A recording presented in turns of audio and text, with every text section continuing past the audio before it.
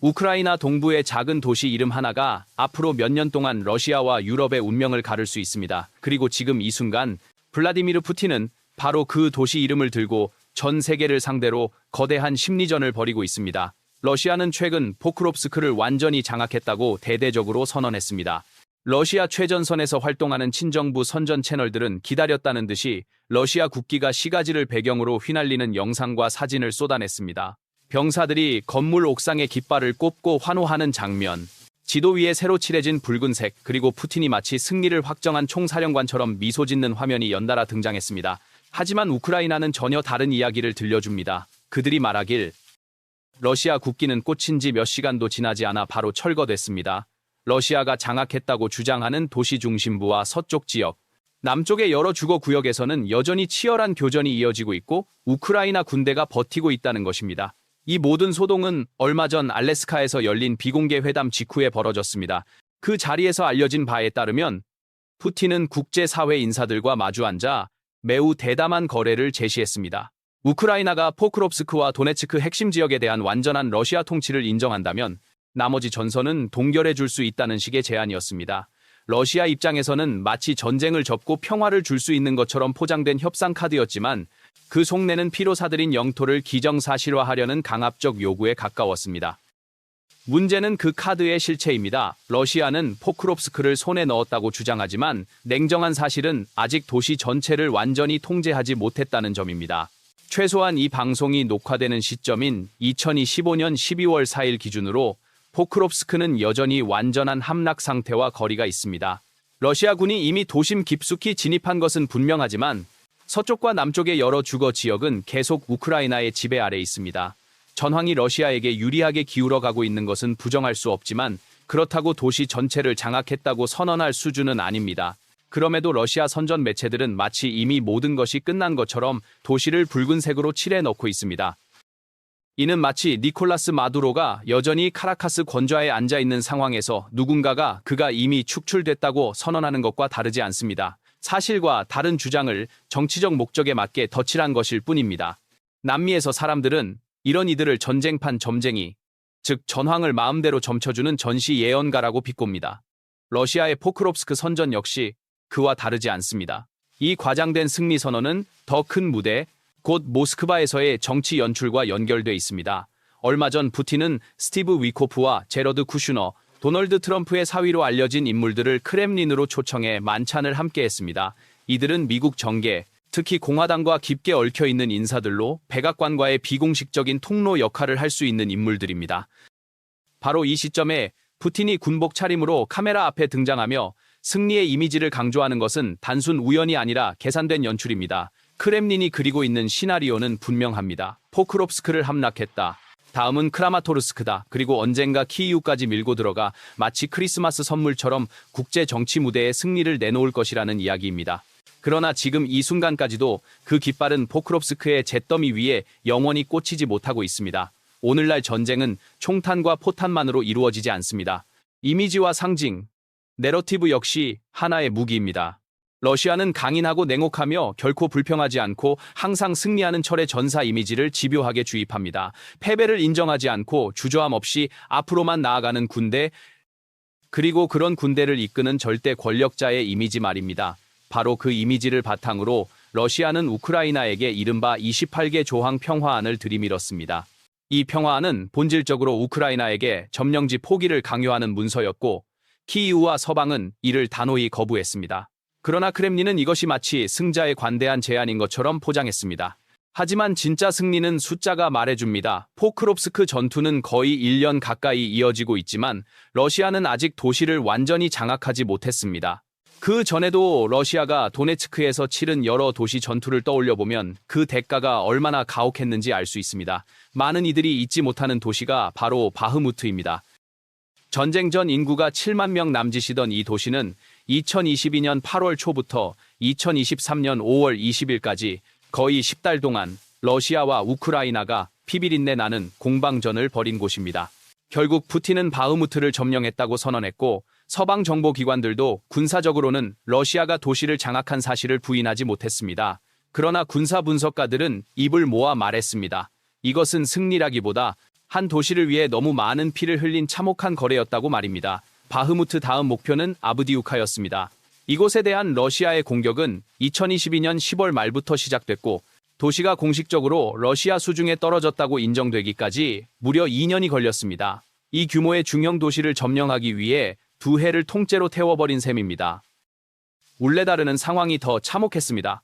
2022년 10월 중순에 시작된 공세는 2024년 10월 중순까지 2년 반이 넘는 시간 동안 이어졌습니다. 이 전투에서 러시아는 전차와 장갑차, 보병이 차례로 분쇄되는 끔찍한 손실을 겪었습니다. 서방 군사평론가들은 러시아가 결국 울레다르를 손에 넣은 것을 인정하면서도 이 도시를 얻는 대가로 잃어버린 전력과 병력이 향후 몇 년간 러시아 군대의 전반적인 전투력을 갉아먹을 것이라고 경고했습니다. 세 도시의 공통점은 분명합니다. 인구 규모가 비슷하고 모두 도네츠크 지역에 있으며 러시아가 온 힘을 다해 점령을 시도한 전략적 거점입니다. 그러나 그 도시들 하나하나를 장악하는 데 걸리는 시간은 점점 길어졌습니다. 바흐무트는 약 10개월, 아브디우카는 2년, 울레다르는 2년 반. 러시아가 전력을 쏟아붓는 도네츠크에서조차 전쟁은 갈수록 비효율적인 소모전으로 변질되고 있습니다. 이제 그 다음 차례가 포크롭스크입니다. 인구 약 7만 명 수준의 이 도시는 우크라이나 동부를 가로지르는 철도망과 보급 회랑 위에 놓인 핵심 교통 요지입니다. 우크라이나가 전쟁 초기부터 후방과 전선을 연결하는 심장부로 사용해 온 곳이기도 합니다. 러시아의 첫 본격 공세는 2024년 8월 중순 무렵부터 시작됐습니다. 2025년 12월 4일 기준으로 이미 1년 4개월 이상이 흘렀지만 러시아는 아직 도시 전체를 자기 것으로 만들지 못했습니다. 냉정히 말해 러시아는 포크롭스크 깊숙이 들어와 있습니다. 그러나 도시가 완전히 함락됐다고 말하기에는 너무 많은 지역이 여전히 우크라이나의 통제 아래 있고 전투는 계속되고 있습니다. 전장에서 일어나는 이 객관적 사실과 크렘린의 승리 선언 사이에는 분명한 간극이 존재합니다. 물론 많은 서방 분석가들은 포크롭스크가 머지않아 러시아 손에 넘어갈 가능성이 높다고 보고 있습니다. 하지만 중요한 것은 이 도시 하나의 귀속이 아니라 그 과정에서 러시아가 치르는 비용입니다. 전쟁이 길어질수록 특히 도네츠크에서 벌어지는 도시 전투가 반복될수록 러시아가 뿌려야 하는 피해 양은 기하급수적으로 늘어나고 있습니다. 이미 여러 분석 기관은 도네츠크 전선 전체를 통틀어 러시아의 전사자와 부상자가 60만 명을 넘었다고 추산합니다. 이 가운데 적어도 20만 명 이상이 전사한 것으로 알려져 있습니다. 바흐무트에서만 4만 명이 넘는 러시아 병사가 목숨을 잃었다는 추정도 있습니다. 이 가운데 2만 명가량은 한때 러시아 최정예로 불리던 바그너 용병이었습니다. 바그너 창립자 예브게니 프리고진은 마지막 순간까지 이 전략을 비판했습니다. 그는 크렘린이 도네츠크에서 러시아 병사들을 고기를 갈아 넣는 분쇄기처럼 다루고 있다고 공개적으로 폭로했고 결국 그는 의문의 비행기 추락 사고로 목숨을 잃었습니다. 그 직전 있었던 실패한 반란 시도 역시 이 무모한 소모전 전략에 대한 분노와 좌절에서 비롯됐습니다. 아브디우카에서는 추가로 7만 명이 넘는 러시아 병사가 희생 혹은 부상을 당한 것으로 추정됩니다. 그중 4만 명 정도가 전사자로 분류됩니다. 울레다르에서도 3만 명가량이 사상자를 냈고 이 가운데 15,000명이 목숨을 잃었다고 추정됩니다. 그러나 가장 끔찍한 희생이 벌어지고 있는 곳은 현재 진행형인 포크롭스크와 그 주변입니다. 이곳은 이미 새로운 세대의 고기 분쇄기로 불리기 시작했습니다. 2025년 말 기준 추정치에 따르면 포크롭스크와 인근 지역에서만 이미 15만 명에 육박하는 러시아군 사상자가 발생했고 그 가운데 5만 명 이상이 전사한 것으로 보입니다. 도시 인구의 2배에 달하는 병력이 땅 아래로 사라진 셈입니다. 이 모든 전투를 합산하면 도네츠크 전선에서만 러시아는 60만 명이 넘는 사상자를 내고 최소 20만 명 이상이 돌아오지 못했습니다. 이는 전술적인 차원을 넘어 국가 전략 전체를 뒤흔드는 수치입니다. 더 충격적인 것은 이런 희생에도 불구하고 러시아의 실제 영토 장악 속도가 거의 멈춰 있다는 사실입니다. 바흐무트 함락 이후 러시아는 차시브 야르를 다음 목표로 삼았지만 16km 남짓한 거리를 전진하는 데조차 결정적인 성과를 내지 못하고 있습니다. 어떤 분석에서는 러시아의 실질적인 전진 속도를 시간당 0.7km, 즉 달팽이보다 느린 수준이라고 표현하기도 합니다. 도네츠크 주 전체 면적은 약 26,500제곱킬로미터입니다. 2022년 당시 러시아는 이 가운데 3분의 1 정도인 9,000제곱킬로미터 안팎을 통제하고 있었습니다. 2025년 말 기준으로 러시아가 통제하는 면적은 약 75% 수준이라고 알려져 있지만 나머지 25%를 장악하는 데 필요한 희생은 상상을 초월합니다. 영국 정보 당국의 분석에 따르면 러시아군은 1제곱킬로미터를 점령하는데 평균 167명의 사상자를 감수해야 한다고 합니다. 남은 6,600제곱킬로미터를 모두 장악하려면 이 계산만으로도 추가로 100만 명 가까운 사상자가 필요해집니다. 이런 이유로 크렘린은 전장에서 확실한 승리를 거두지 못한 채 외교 협상 테이블에서 유리한 조건을 끌어내려는 전략으로 방향을 틀고 있습니다. 알래스카 회담에서 전해진 것처럼 푸틴이 우크라이나에게 도네츠크 전체 포기를 요구한 것도 이 연장선상에 있습니다. 전장에서 얻을 수 없는 것을 협상으로 뜯어내려는 시도입니다. 그러나 현실은 냉혹합니다. 우크라이나와 서방이 도네츠크를 통째로 러시아에 넘길 가능성은 거의 없습니다. 2024년 4월 미국 의회는 향후 어떤 행정부도 러시아의 강제 병합 지역을 합법적인 러시아 영토로 인정하지 못하도록 하는 법안을 압도적인 초당적 지지로 통과시켰습니다. 도네츠크와 루한스크, 자포리자, 헤르손 등 점령지를 영원히 유령 영토로 남겨두겠다는 강력한 신호였습니다. 이 법을 되돌리려면 향후 미국 의회 전체 구성이 완전히 바뀌어야 하고 백악관과 상하원이 동시에 러시아의 우호적인 세력으로 갈아엎어져야 합니다. 즉 현실 정치에서 거의 불가능에 가까운 조건입니다. 그럼에도 푸틴이 계속해서 승리 이미지를 밀어붙이는 이유는 이미 전쟁의 목표가 우크라이나가 아니라 미국과 서방 정치판에서 자신의 입지를 지키는 것으로 바뀌었기 때문입니다. 이쯤에서 중요한 질문 하나가 떠오릅니다. 만약 러시아가 정말로 이기고 있다면 왜 푸틴은 그토록 집요하게 평화 협상을 부르짖고 있을까요? 진정한 승자는 평화의 대가를 요구하기보다는 상대를 완전히 무릎 꿇릴 때까지 밀어붙이려 할 것입니다. 그럼에도 푸틴은 도네츠크를 내놓으면 공격을 멈추겠다는 식의 제안을 흘리며 전쟁의 끝을 흥정하고 있습니다. 바로 여기에서 이 전쟁의 본질이 드러납니다. 이 전쟁은 더 이상 러시아와 우크라이나 사이의 영토 분쟁이 아닙니다. 푸틴 개인의 생존, 그리고 그가 쌓아 올린 체제의 붕괴를 얼마나 늦출 수 있는가를 둘러싼 시간 싸움이 되어버렸습니다. 이제 시선을 잠시 바꾸어 봐야 합니다. 전선 뒤편, 러시아라는 나라 자체는 어떤 모습일까요? 도네츠크에서 한 제곱킬로미터를 놓고 수백 명의 병사가 쓰러지는 동안 러시아 후방에서는 어떤 일들이 벌어지고 있을까요? 이 질문에 대한 답은 포크롭스크와 도네츠크가 왜 러시아에게 승리가 아니라 저주에 가까운 전장이 되었는지를 설명해 줍니다. 그 답은 도네츠크와 포크롭스크에서 흘러내린 피가 결국 러시아 땅 한가운데로 스며들고 있다는 사실에서 찾을 수 있습니다. 전선에서의 소모전이 길어질수록 그 부담은 러시아 사회의 가장 약한 곳에서 먼저 터져나오기 시작했습니다. 최근 러시아 중부 체르야불 인근의 한 군주거 단지에서는 군인 가족들이 직접 촬영한 영상이 인터넷에 올라왔습니다.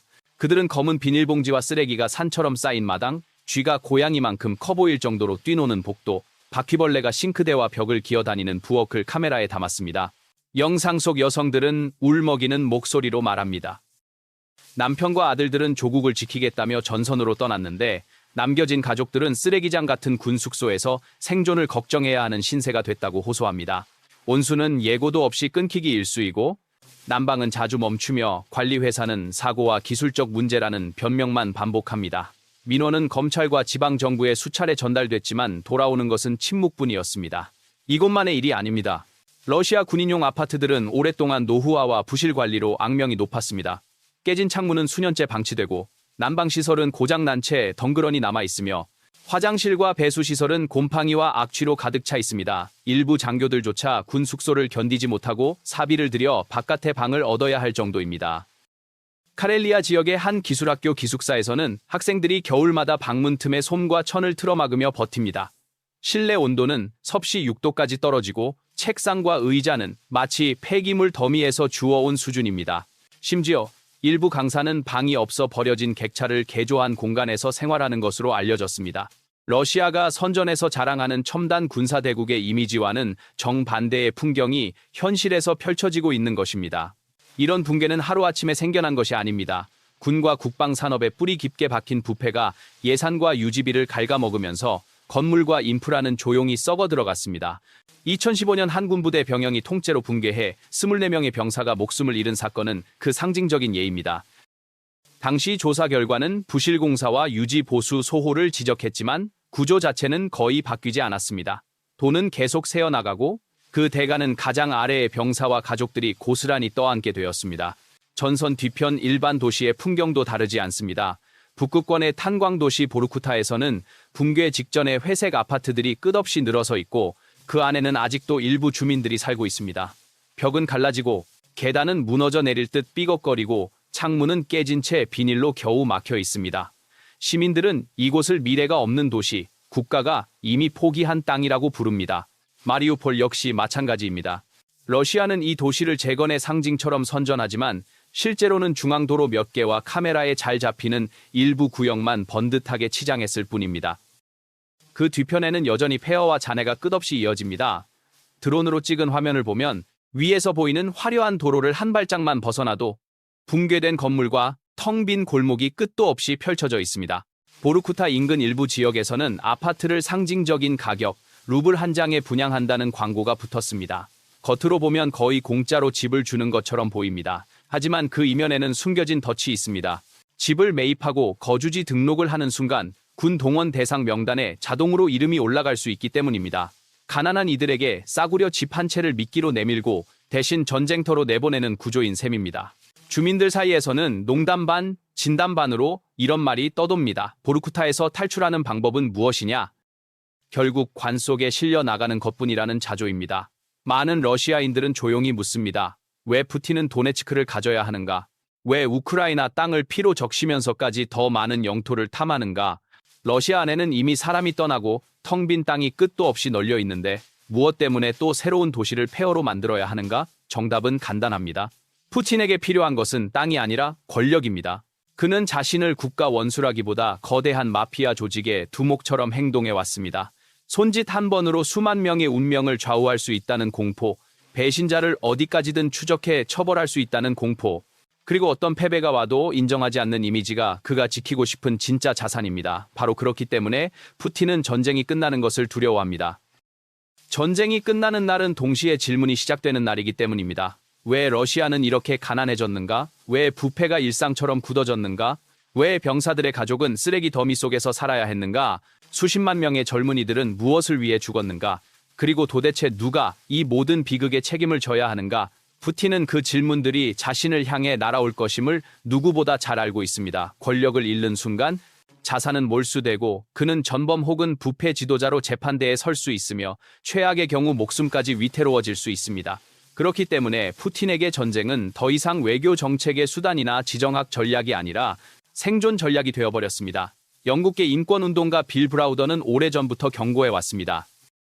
푸틴에게 협상은 평화를 위한 수단이 아니라 시간을 벌기 위한 도구라고 말입니다. 브라우더의 분석에 따르면 러시아 경제는 에너지 제재의 강도가 조금만 더 높아져도 반년 안에 치명타를 입을 수 있습니다. 서방이 동결한 러시아 외환 보유고 3천억 달러를 완전히 압류해 우크라이나 재건에 쓰기 시작한다면 크렘린의 전쟁 재원은 더 크게 흔들릴 것입니다. 따라서 푸틴이 원하는 협상은 전쟁을 끝내기 위한 협상이 아니라 에너지 제재를 늦추고 자산 몰수 결정을 미루고 우크라이나에 가는 무기 공급 속도를 낮추게 만들기 위한 협상입니다. 그는 평화를 바라보는 것이 아니라 평화라는 가면을 쓰고 시간을 훔쳐오려는 것입니다. 그 사이에 전혀 다른 전쟁이 조용히 자라나고 있습니다. 이번에는 러시아가 침공한 우크라이나 전선이 아니라 푸틴의 발밑 러시아 본토와 점령지 깊숙한 곳에서 벌어지는 전쟁입니다. 스스로를 침묵 속의 군대라고 부르는 이들의 전쟁. 바로 저항 네트워크와 게릴라들의 비밀 전쟁입니다. 발단은 비교적 단순했습니다. 러시아가 우크라이나를 침공했을 때 푸틴은 이 전쟁이 비교적 쉽게 끝날 것이라고 믿었습니다. 탱크와 수십만 병력을 동원해 전격전을 펼치면 키이우 정권은 며칠 안에 붕괴할 것이라고 계산한 것입니다. 설령 그 정도까지는 아니더라도 시간을 두고 압박하면 우크라이나 사회가 먼저 지쳐 무너질 것이라고 보았습니다. 무엇보다 그는 자신이 러시아 국민들의 전폭적인 지지를 받고 있다고 믿었습니다. 그러나 시간이 흐를수록 예상 밖의 일이 벌어졌습니다. 점령지 우크라이나 안에서 그리고 러시아 본토 곳곳에서 푸틴의 전쟁에 반기를 드는 사람들의 움직임이 포착되기 시작한 것입니다. 이들은 조직 이름도 제각각이고 출신도 다르며 정치적 성향도 일치하지 않습니다. 하지만 하나의 목표만큼은 명확합니다. 바로 푸틴의 전쟁 기계를 안에서부터 조금씩 부식시키겠다는 목표입니다. 유로마이단 프레스와 키이우 인디펜던트, 각종 서방 매체가 축적한 자료를 보면 이 비밀 전쟁은 이미 상당한 수준까지 성장했습니다. 멜리토폴, 루한스크, 크림반도, 그리고 러시아 국경지대인 쿠르스크와 바슈코르토스탄, 볼로다 지역에 이르기까지 전쟁의 불길은 더 이상 국경선에 의해 구분되지 않습니다. 멜리토폴은 러시아가 전쟁 초반부터 장악해온 점령지 가운데 하나입니다. 하지만 러시아가 이 도시를 완전히 통제하고 있다고 믿는 사람은 많지 않습니다. 2023년 10월 이곳에서는 차량 폭발로 여러 명의 점령군 병사가 사망한 사건이 있었습니다. 러시아는 이를 전기 합선 사고라고 주장했지만 현지 소식통과 우크라이나 측은 잘 준비된 차량 폭탄 공격이라고 밝혔습니다. 이후로도 멜리토폴에서는 철도 시설 파괴, 점령 행정 관리의 차량 피폭, 러시아 군 물자, 창고 화재 등 크고 작은 사고가 끊이지 않았습니다. 러시아는 몇몇 저항 인사들을 체포해 20년형, 무기징역 등 중형을 선고했지만 이는 오히려 저항의 존재를 공식적으로 인정해버린 결과가 되었습니다. 사실상 몇 명의 처벌로 전체 네트워크를 막기에는 이미 너무 늦은 것입니다. 루안스크에서도 비슷한 양상이 벌어졌습니다. 지난 11월 이 지역에서 러시아 군 차량 2대가 동시에 폭발해 4명의 병사가 사망했습니다. 두 차량 모두 폭발물이 차량 하부에 설치된 것으로 보였고 폭발 시점과 위치가 정교하게 맞춰져 있었다는 점에서 오랜 시간에 걸친 사전 정찰과 내부 정보가 있었음을 시사합니다. 콘스탄티니우카 인근에서는 친러시아 경찰과 협력자들을 겨냥한 차량 폭탄 공격이 벌어졌습니다. 표적은 단순 병사가 아니라 점령 통치의 핵심적인 인물들이었습니다. 우크라이나 게릴라들은 이처럼 군사 목표뿐 아니라 행정과 치안 구조를 동시에 흔들어 러시아의 점령 통치 자체를 불안하게 만드는 전략을 택했습니다. 크림반도 사키 공군기지에서는 또 다른 형태의 침투 작전이 진행됐습니다. 우크라이나 정보기관과 협력하는 잠입조는 러시아 전투기가 이륙하고 착륙하는 장면을 영상으로 촬영해 실시간으로 우크라이나 군에 제공했습니다. 이 영상 정보 덕분에 우크라이나는 사키 기지에 어떤 기종이 배치돼 있고 어느 방향으로 비행하는지, 공중 작전 패턴이 어떻게 짜였는지 세밀하게 파악할 수 있게 됐습니다.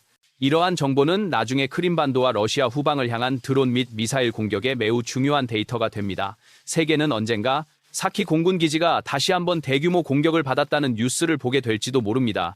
그 배경에는 지금 이 순간에도 위험을 무릅쓰고 카메라를 들고 활주로를 촬영하는 이름 없는 침투조가 존재합니다. 그러나 저항은 점령지에서만 벌어지는 것이 아닙니다. 러시아 본토 안에서도 푸틴의 전쟁에 반대하는 사람들이 조금씩 움직이기 시작했습니다. 그들은 자신을 러시아인이라고 부르면서도 동시에 러시아를 파괴하고 있다고 믿는 정권에 맞서는 것을 애굽이라고 생각합니다. 쿠르스크에서는 흑색 불꽃이라는 이름의 러시아인 저항 그룹이 등장했습니다. 이들은 우크라이나 특수부대와의 협력 아래 이스칸데르 탄도미사일을 수송하는 차량을 폭파했습니다. 이 한 번의 공격으로 특정 미사일 몇 기만 사라진 것이 아닙니다. 쿠르스크 인근에서 이루어지는 미사일 운용 전반이 위축되었고 우크라이나 측은 이 지역 방공망의 레이더 시설까지 함께 파괴해 향후 공격 경로를 마련하는 데 성공했습니다. 이 사건은 쿠르스크가 더 이상 전쟁에서 안전한 후방이 아니라는 것을 세계에 보여주었습니다. 특히 러시아 국민들에게는 상징적인 충격이었습니다. 국가가 가장 자랑하는 전략 무기 가운데 하나인 이스칸데르의 보급 차량이 그 무기를 지켜야 할 국민의 손에 의해 파괴된 것입니다. 그러나 이게 끝이 아니었습니다. 며칠 뒤 바슈코르토스탄과 볼로다 지역에서는 철도 신호장치와 통신시설이 잇따라 불에 탔습니다. 언뜻 보면 단순한 화재 사고처럼 보일 수 있지만 여러 지점이 짧은 시간 간격으로 동시에 타들어간다는 점에서 계획적인 파괴 공작으로 볼 수밖에 없었습니다. 러시아는 전쟁 물자를 수송하는 데 철도에 거의 전적으로 의존하고 있습니다. 따라서 신호장치 하나가 고장나거나 전기 배전함 하나만 파괴되어도 전체 열차 운행에 큰 혼란이 발생합니다. 그 혼란이 하루, 이틀 혹은 며칠씩 이어지면 전선에 전달돼야 할 포탄과 연료, 예비 병력이 골고루 지연됩니다. 겉으로 드러나는 피해는 크지 않아 보여도 이런 작은 흔들림이 전선을 지탱하는 보급망 전체에 미세한 균열을 계속해서 만들어내는 것입니다. 통신탑 파괴 역시 마찬가지입니다. 러시아군은 방대한 국토를 커버하기 위해 민간 통신망에 많이 의존합니다. 저항 세력이 지방의 통신탑을 태워버리면 그 지역의 지휘체계는 보조 통신망으로 전환해야 하고 그 과정에서 작전 지시와 상황 보고가 지연되거나 누락될 수밖에 없습니다. 우크라이나군이 그 틈을 노리는 것은 시간 문제일 뿐입니다. 우크라이나에 의해 조직되고 지원되는 자유 러시아 군단 역시 이런 비밀 전쟁의 중요한 축입니다. 이들은 러시아 국경을 넘나들며 철도 차량을 공격하고 무기 창고를 기습하며 국경 검문소와 군 시설에 소규모 타격을 가합니다. 이들의 공격 하나하나는 전쟁 전체를 뒤집기에는 너무 작아 보일 수 있습니다. 그러나 이 모든 것이 합쳐지면 러시아군은 어디가 전선이고 어디가 후방인지를 점점 구분하기 어려워집니다. 유로마이단 프레스는 최근 분석에서 이렇게 적었습니다. 전선에서는 게릴라와 저항 그룹이 보급로를 끊고 정보를 수집하며 러시아의 전투 부대를 계속 전방에서 밀어내고 있다. 후방 깊숙한 곳에서는 철도, 통신, 에너지 인프라에 대한 공격을 통해 모스크바가 구조적으로 방어할 수 없는 약점을 드러내고 있다. 이 두 가지가 결합되면서 러시아의 전쟁 수행 능력은 서서히 마비되고 있다는 것입니다. 흥미로운 점은 푸틴이 이 모든 움직임을 너무 늦게 알아챘다는 사실입니다. 노바야 가제타의 언론인 안나 블라크엘은 2024년 이미 이런 경고를 남겼습니다. 푸틴이 강단에서 자신을 공개적으로 비판하는 야권 인사와 반전 시위자들을 탄압하는 데만 몰두하는 사이 진짜 위험은 그림자처럼 조용히 자라고 있었다는 것입니다.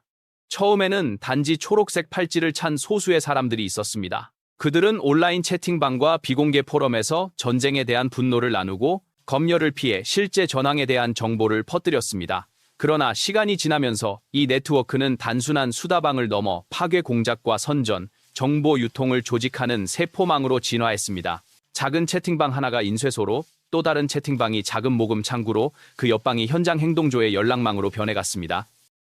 오늘날 우리가 목격하는 것은 바로 이 나무뿌리 같은 네트워크가 지상으로 모습을 드러내기 시작한 결과입니다.